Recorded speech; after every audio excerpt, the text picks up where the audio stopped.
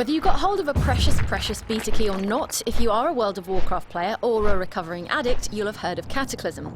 If you're not one of the millions who've played since the game's release in 2005, you need to know that Cataclysm is the third expansion for Blizzard's phenomenally successful MMORPG, and whereas the first two expansions, Burning Crusade and Wrath of the Lich King, added vast new areas to the game world, Cataclysm goes further and also remodels the original continents of Azeroth, Kalimdor and the Eastern Kingdoms in apocalyptic fashion.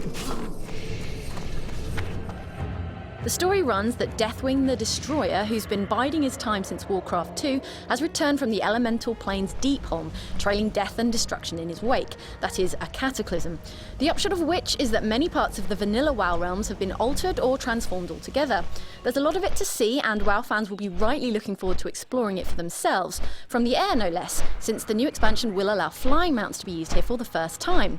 But until Cataclysm is out of its beta testing phase and in the shops, here are 5 noteworthy spots to check out in post-Cataclysm Azeroth.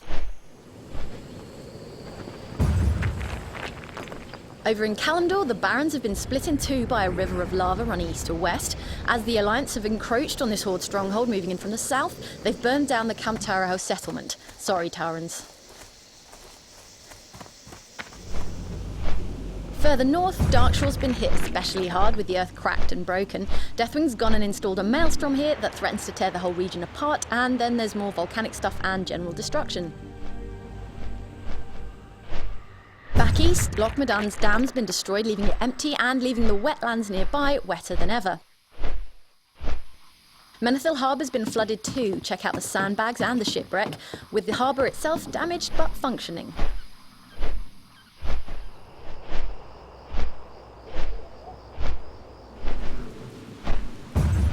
The all-new Gilneas City, capital of Gilneas, is the starting area for one of Cataclysm's 2 new playable races, the werewolfy Worgen on the Alliance side. It's a seemingly permanently gloomy, gothic-looking city, sort of like the dark twin of Stormwind. The other new playable race, the formerly neutral, now Horde-affiliated goblins, get a much more exotic starting zone, tropical Kazan in the South Seas.